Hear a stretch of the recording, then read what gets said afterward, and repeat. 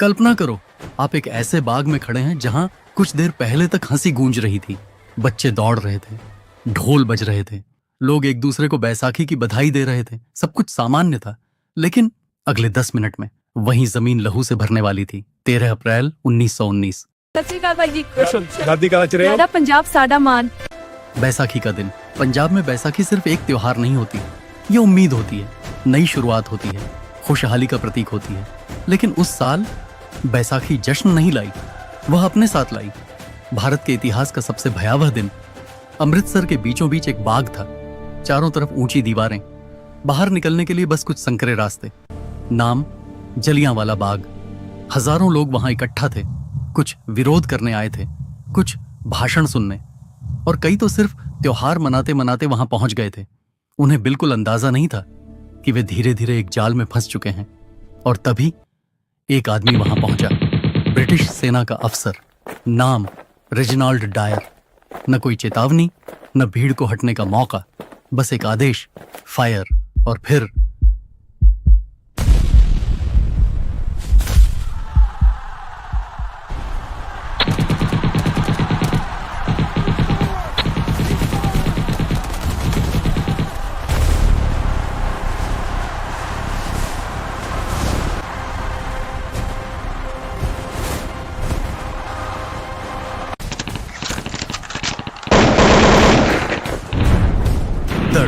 लोग दीवारों पर चढ़ने की कोशिश कर रहे थे, कुएं में कूद रहे थे, एक दूसरे पर गिर रहे थे, लेकिन गोलियां रुक नहीं रही थीं। कुछ ही मिनट में वह बाग, जो कुछ देर पहले तक जश्न से भरा था, एक कब्रिस्तान बन चुका था। सरकारी आंकड़े सैकड़ों कहते हैं, गवाह हजारों। लेकिन सच में उस दिन सिर्फ लोग नहीं मरे थे, मर गया था भरोसा। खुद से एक सवाल पूछो, जब एक सरकार अपनी ही निहत्थी जनता पर गोलियां चलवा दे, क्या वह सिर्फ शासन रह जाती है या फिर अत्याचार बन जाती है? यही वह दिन था जब करोड़ों भारतीयों के दिल में डर की जगह गुस्से ने जन्म लिया, याचिकाओं की जगह विद्रोह ने ले ली, और आजादी एक सपना नहीं, एक जरूरत बन गई। लेकिन सबसे बड़ा सवाल अभी भी बाकी है, क्या यह नरसंहार रोका जा सकता था, या यह साम्राज्यवादी अहंकार का तयशुदा अंजाम था? यह सिर्फ एक घटना नहीं थी, यह वह चिंगारी थी जिसने पूरे देश को आग बना दिया। तो चलिए समय को पीछे घुमाते हैं, उस दोपहर की तरफ जब सब कुछ सामान्य दिख रहा था, लेकिन इतिहास खामोशी से लिखा जा रहा था। यह है जलियांवाला बाग की कहानी। 1914 प्रथम विश्व युद्ध शुरू होता है। ब्रिटिश साम्राज्य मुसीबत में था और उसने अपने सबसे बड़े उपनिवेश भारत की ओर हाथ बढ़ाया। देखते ही देखते 13 लाख से अधिक भारतीय सैनिकों को यूरोप, अफ्रीका और मध्य पूर्व के खतरनाक मोर्चों पर भेज दिया गया। हजारों जवान कभी वापस नहीं लौटे। लेकिन यह सिर्फ सैनिकों की कहानी नहीं थी, यह पूरे देश की कुर्बानी थी। भारत से भारी मात्रा में पैसा, अनाज, कपड़ा और कच्चा माल युद्ध के लिए ले लिया गया। किसानों पर कर बढ़ा दिए गए, लोगों से जबरन युद्ध फंड वसूला गया। बदले में अंग्रेजों ने एक सपना दिखाया, युद्ध खत्म होने के बाद भारत को राजनीतिक सुधार और ज्यादा आजादी मिलेगी। भारतीयों ने भरोसा किया, उन्होंने खून दिया, पसीना दिया, अपना भविष्य दांव पर लगा दिया। फिर 1918 में युद्ध खत्म हुआ, लेकिन आजादी नहीं आई। इसके बजाय देश में महंगाई बढ़ गई, खाने की कमी हो गई, टैक्स और भारी हो गए। फिर 1919 में अंग्रेजों ने एक ऐसा कानून लागू किया जिसने पूरे भारत को झकझोर दिया, रॉलेट एक्ट। इस कानून ने सरकार को असाधारण शक्तियां दे दी। अब किसी भी भारतीय को सिर्फ शक के आधार पर गिरफ्तार किया जा सकता था। न कोई सबूत जरूरी, न कोई खुला मुकदमा, न ही अपील करने का अधिकार। मतलब अगर सरकार चाहे तो आपको बिना कारण जेल में डाल सकती थी। इतना ही नहीं, प्रेस पर सख्त सेंसरशिप लगा दी गई। अखबार क्या छापेंगे क्या नहीं, यह भी सरकार तय करने लगी। सच बोलना लगभग अपराध बन गया। भारतीयों ने इसे ब्लैक एक्ट यानी काला कानून नाम दिया। लोगों को महसूस हुआ यह शासन अब कानून से नहीं, डर से चल रहा है। अब अंग्रेज सिर्फ राज नहीं कर रहे थे, डर से शासन कर रहे थे। तभी एक आवाज उठी, मोहनदास करमचंद गांधी की आवाज। गांधी ने पूरे देश से अपील की, अन्याय के खिलाफ खड़े हो जाओ, लेकिन बिना हिंसा के। सत्य और अहिंसा को हथियार बनाकर उन्होंने देशव्यापी सत्याग्रह आंदोलन चलाया। 6 अप्रैल 1919 भारत ने एक अनोखा दृश्य देखा। शहर दर शहर हड़ताल होने लगी, दुकानें बंद रहीं, कारखानों के पहिए रुक गए, लाखों लोग सड़कों पर उतरे। शांत निहत्थे थे लेकिन दृढ़। मंदिरों, मस्जिदों और गुरुद्वारों में प्रार्थनाएं होने लगी। लोग उपवास रखकर विरोध जता रहे थे। यह सिर्फ एक आंदोलन नहीं था, यह जागती हुई चेतना का संकेत था। देश उठ खड़ा हुआ, बिना हथियार लेकिन हिम्मत के साथ। अंग्रेज सरकार इस एकता से घबराने लगी थी। जगह जगह पुलिस तैनात होने लगी, नेताओं को गिरफ्तार किया जाने लगा। तनाव बढ़ रहा था और माहौल धीरे धीरे विस्फोटक बनता जा रहा था। Turning point, leaders gone, city ignites दोनों अमृतसर के सबसे लोकप्रिय नेताओं में थे। वे लोगों को पीसफुल प्रोटेस्ट के लिए संगठित कर रहे थे, वायलेंस नहीं रेजिस्टेंस सिखा रहे थे। ब्रिटिश को डर था कि यह यूनिटी कंट्रोल से बाहर हो सकती है। 10 अप्रैल 1919 बिना पब्लिक अनाउंसमेंट के दोनों नेताओं को डिप्टी कमिश्नर के बंगले पर मीटिंग के बहाने बुलाया गया। जैसे ही वे पहुंचे, सीक्रेटली अरेस्ट कर लिया गया। तुरंत अमृतसर से दूर अननोन लोकेशन पर भेज दिया गया। शहर को कुछ बताया भी नहीं गया। ब्रिटिश ने सोचा लीडर्स हटाओ, मूवमेंट खत्म, लेकिन हुआ उल्टा। Public reaction, anger explodes. गिरफ्तारी की खबर आग की तरह फैली। हजारों लोग सड़कों पर उतर आए। एक ही मांग, हमारे नेताओं को वापस लाओ। क्राउड डिप्टी कमिश्नर के रेजिडेंस की ओर बढ़ा। टेंशन बढ़ा, ट्रूप्स बुलाए गए। कुछ जगह क्लैशेस हुए, गोलियां चलीं, लोग मरे। तब ब्रिटिश प्रशासन को लगा कि स्थिति नियंत्रण से बाहर जा सकती है। इसलिए जालंधर में तैनात ब्रिगेडियर जनरल डायर को तुरंत अमृतसर भेजा गया ताकि लॉ एंड ऑर्डर बहाल किया जा सके। लेकिन उसके फैसलों के पीछे सिर्फ ड्यूटी नहीं थी, एक गहरा फियर ऑफ रिवॉल्ट था। 1857 की यादें अभी भी ब्रिटिश अधिकारियों के मन में जिंदा थीं और डायर उन्हीं आशंकाओं के साथ पंजाब पहुंचा था। वह अथॉरिटी दिखाना चाहता था, एक ऐसा संदेश देना चाहता था जिसे कोई चुनौती न दे सके। बाद में उसने खुद कहा, I wanted to produce a moral effect.